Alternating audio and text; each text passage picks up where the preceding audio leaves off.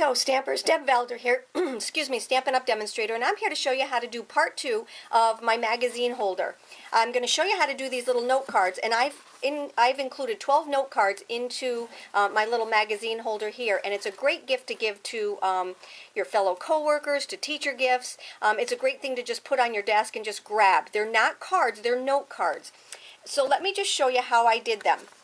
First of all, you always want to remember to do your envelope. So my envelope matches my note card. And let me just show you how to do this. My magazine holder and these note cards, all of the dimensions are on my blog. So hop on over there to get the measurements for these and the materials that I used for them. This right here is just a regular 5.5 by 4.25 inch piece of cardstock. That's my base. And then I just went down 1/4 inch for each one. So what I did was to get this, like this, and I do them in bulk, and that's why I wanted to teach you how to do this. To do things in bulk, I like to have things prepped and ready to go. So I cut all of my cardstock first, and then what I did was I set up my graph paper so it looks like this. Let me just see if you can get if I can get this close enough here. Whoa. Okay. So what I did was I took my graph paper, and I took a scrap sheet of paper, and I actually snailed it down. I snailed it down into my graph paper. I went down from this middle line, I went down 1.5 inches, and then I have a pocket inside here. So now what I did was I took my, this is 3.25, whoops, this is 3.25 by 3.25 by 5. And what I do is I just line it up right here. So like I said, I'm doing 12 of these times 4. So the reason I want to do this is because I want to do them all at the same time and just to do them faster. So I just slid it into my pocket. I always start with the lighter color ink, which in this case is going to be Blushing Bride. I love Blushing Bride and gray together. So I'm using Blushing Bride, and I'm just stamping my spiral stamp randomly all over the top. Now what this mask does right here is it gives me a stopping point. So I've got that done. I'm going to take and I'm going to clean my spiral stamp, and I'm going to take out my smoky slate and do the exact same thing. Now when I collage stamp, which is what this is, I like to overlap just a little bit, just like this. And again, using our mask at the bottom, it does not take and go onto our regular paper.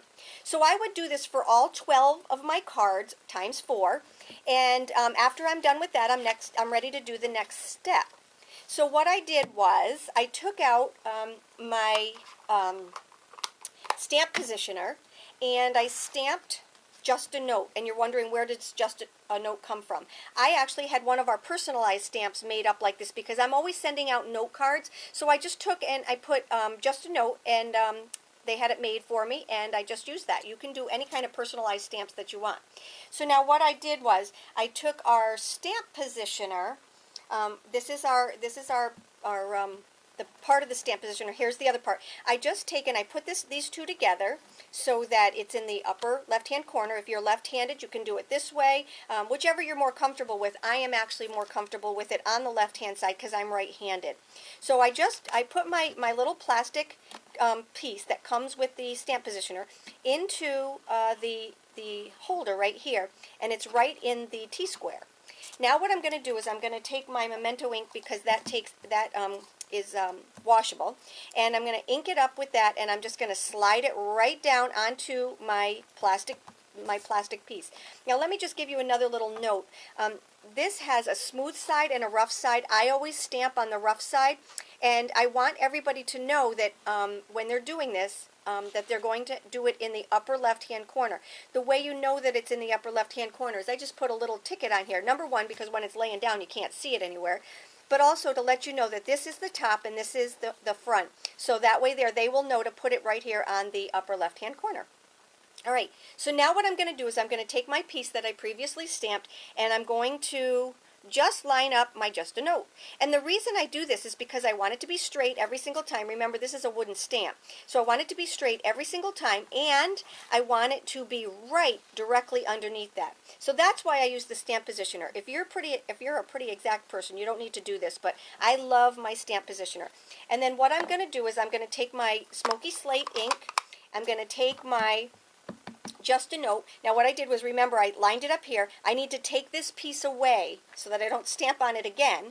And I'm going to hold this with my left hand because I am right-handed. And I'm going to slide this right down in the T-square. And when I do that, it positions it exactly where I wanted it. So this right here is the masking technique, and this is how to show you how to use your stamp positioner with your cards. Now what I'm going to do now is to just take my snail adhesive, add that to my little note card, and you have your little note card.